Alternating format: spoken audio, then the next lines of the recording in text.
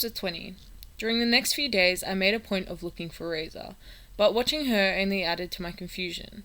If she really was an android, and she had to be since she'd been in that room, then why was she always so quiet? She wasn't influencing anything, wasn't trying like Jane to prevent me from leaving. She was just there, shy and in the background. You'd think that if someone went to the trouble to build an android, they'd give it something to do. After class, I went down to Becky's office and rang the bell. It took her a little longer this time to come down from the dorm, but as usual, she was smiling and happy. "Hey, Bence, what's up?" "I had a couple questions," I said, as she opened the door and let me into the office. I sat down on the couch and she leaned on the edge of the desk. "Go for it," she said. "Okay, you have all the records for all the students, right?" "What records do you mean?" She folded her arms. "There aren't any grades." "I meant that letter you have, the one Miss Vaughn gave me to give you." "Oh," Becky said, suddenly blushing. "You want to see what it said about you?" She turned from the desk and walked to a file cabinet. I stood to watch, hoping to get a glimpse of what else was in there. There weren't many records, but everyone had a thin file. She pulled out the folder with my name on it and opened it. The envelope was inside. "Take a look," she said, almost laughing. The envelope had been opened very neatly, cut with a knife. Becky seemed like the organized type. Inside was one sheet of folded paper. I pulled it out. It was blank. I looked up at her. "Seriously?" Becky nodded, grinning sheepishly. "I think that she does that so that you'll have to find me and won't get sidetracked. But none of the letters ever say anything, just pieces of plain paper. So, if I wanted to find something out about someone, where they're from, how old they are, then you have nothing like that?"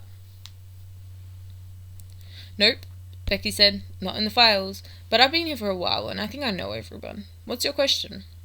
I almost wanted to tell her everything. Looking at her standing there, her smile, her hair, her skin, she was real. And I knew a little about her past. I knew that she'd had her heart broken.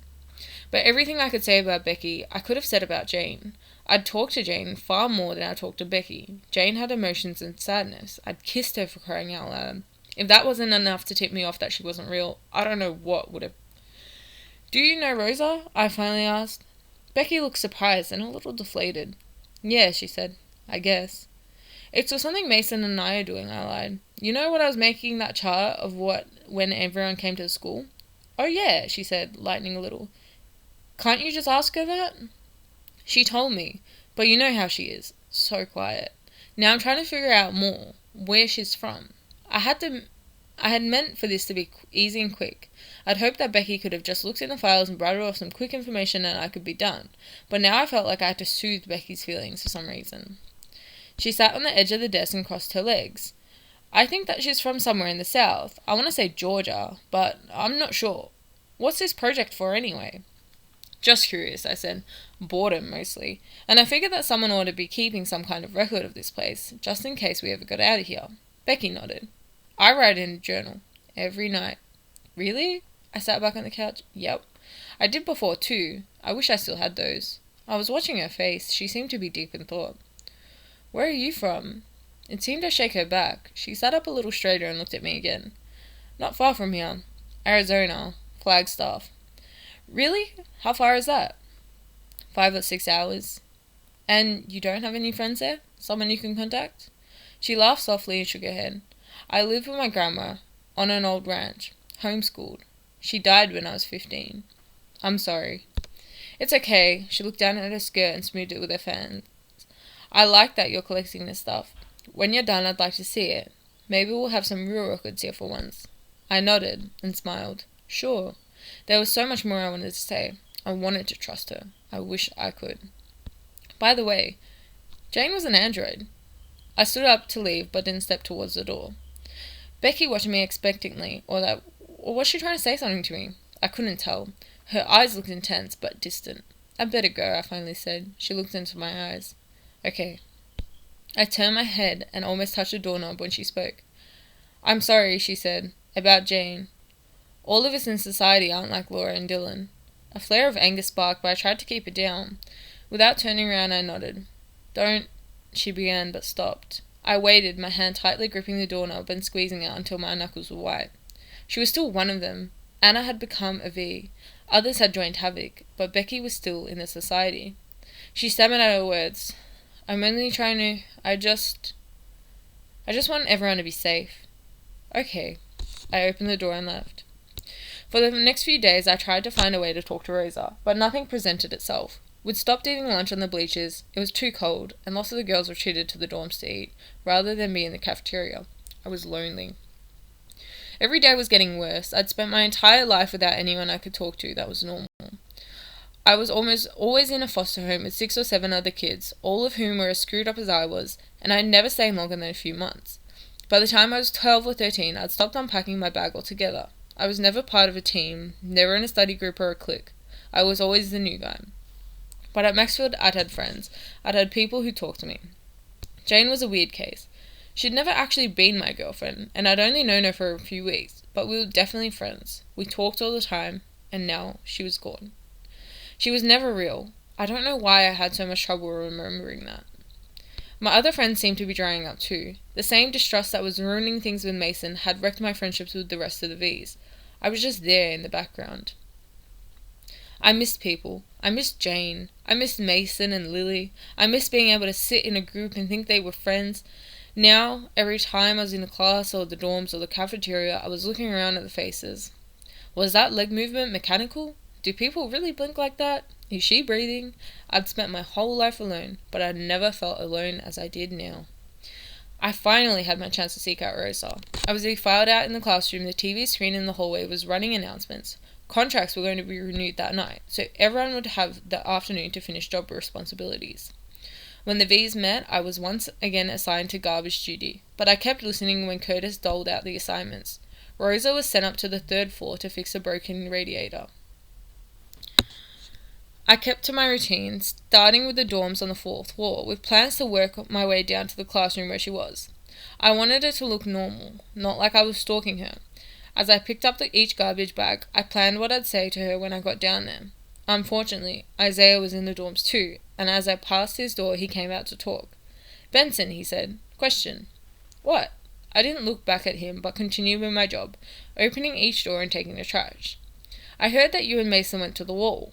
"We did indeed," I said, dumping a basket into my large can. "That's against the rules." I glanced at him for a moment and looked back at my work. "It's not against the rules, actually. I would think that of all people you would know what the rules are." "True," he said. "Going to the wall is not against the rules. Attempting to escape is against the rules, however. And as you know, the V's lost the last paintball match and have increased punishments. I find innocence." "Did I attempt to escape?" "I think you are. Even this very minute. Planning is part of the attempt." I pushed the can down to the hole to another door. "Then you'd better lock up half of school."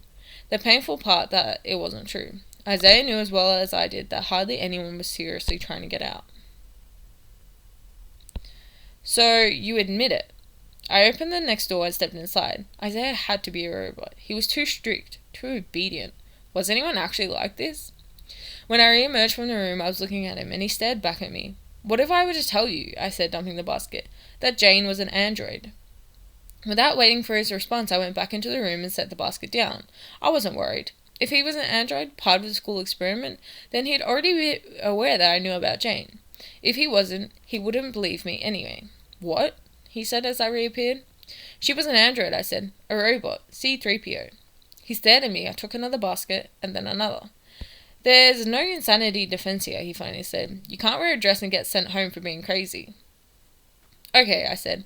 "But if you ever want to talk about it, you come see me." I opened another door and stepped inside to get the basket.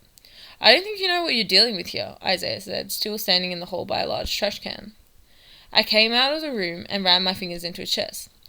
"I'm the only one in this whole damn place who knows what he's dealing with." I tossed the garbage bag in the bin and then yanked it down to the next room. The last thing I needed right now was to deal with Isaiah and his self-righteous society. It wasn't about keeping anyone safe. It was about keeping himself safe. He did what he wanted so that he'd be fine, not so that other people would be. I picked up a few wadded papers off the floor and stuffed them into the small can before heading back to the hall. 2 other guys were with Isaiah now. I quickly dropped the trash in the large can and went back into the room, trying to think of something to do.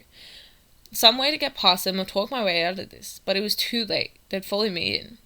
"This is what the society is all about, huh?" I said as the 2 thugs walked toward me. I took a swing at one, missing, and then tried to run past them, but there was no way. In an instant, I was on the floor. My good arm was being twisted behind my back and someone's knee was pressing down on my spine. The more I struggled, the more pain shot through my body. Isaiah calmly knelt down beside me. I tried to swing at him with my bad arm, but the angle preventing anything more than a weak swat. "If you want to escape," he whispered, his lips almost touching my ear, "then do it and die already. I keep the school healthy, and you're a cancer." Jane was a cancer too, and Lily. 2 down, 1 to go. I threw my head against his, but didn't have enough power behind it to hurt him, and the pain in my own head flared. I struggled against the 2 on top of me, but it was useless. Isaiah stood, and in a moment he calmly ordered the 2 thugs to do the same. "Let him up." "The camera saw all of this," I said, trying not to show him how much pain I was in. "You'll be punished." He smirked and moved closer to me, his face only inches from mine. His voice was barely a whisper, not loud enough for his guards to hear. "The school has 4 rules and 1 punishment, detention. All other rules and all other punishments are dispensed by the society. The school has learned it can trust us." "What?" "You can try to tell the others," he said, "but they won't believe you. Very few in the society know." I was stunned. When I could finally find the strength to say something, I murmured, "I bet the school loves you." I looked at the guards. Did you guys know he's the one who makes up the punishments?" His goon faces didn't change at all. Isaiah walked toward the door. "The store can still love you too, or it can hate you." And with that, he was gone. I ignored the rest of the garbage on the 4th floor and headed down to the 3rd. I didn't know what to ask Rosa, if I should ask her anything at all. Maybe I should just forget about trying to find out who was an android. No one would believe me. No one else was trying to get away. Everyone seemed to be so maddeningly complacent. Granted, they'd been here a lot longer than I had, but if the month of my prodding hadn't spurred any of them into action, I doubted that another month would either. I entered the classroom and saw Rosa kneeling by the radiator, her hands splotched with black grease. She looked up at me. "Hey, Benson," she said quietly, and then focused back on the radiator. "Hey," I pulled the trash bag from the room's small basket. "Where did you learn to do that?" "Here," she said. "Oh," I said, trying to figure out how to stretch the conversation. "Someone taught you?" "No, some directions came with the contract." "But you're at least mechanically inclined." I tossed the bag into the big can. "I guess." This was going nowhere. It was time to be bold. "So, if you do a lot of the maintenance stuff, have you ever worked on the incinerator?" Her face was still down and she was fiddling with a wrench. "Why? Is it broken?" "No, I was just wondering if you knew anything about the door." Before I had a chance to finish the sentence, she looked up at me. "You do?" I asked. "Oh," she said, frozen for a moment. No idea. Maybe it's for groundskeeping?" She looked back down. "What was that?" It was definitely a reaction. Was it nervousness? Fear? Surprise? "So you've never gone in there?" I asked. "No." She bent down to get a closer look at the pipe, or to make it look like she was too busy to talk. "You're one of the oldest here, aren't you?" I said, trying to draw out the conversation. I slowly unfolded a new garbage bag and placed it into the basket. Yeah," she said, "I guess so. I'm 18. "So you got here when you were what, 16? "Yeah," Rosa said, turning her head in my direction, but not looking directly at me. "Listen, I've got to finish this up, and there's a broken light switch in the girls' dorm. I need to concentrate." "And you're sure you've never been in that room? Not even a long time ago?" "Very sure." "Okay," I said. "Good talking to you." "Yeah." I pushed the large garbage can back into the hallway and headed for the next room. I needed to take things to the next level.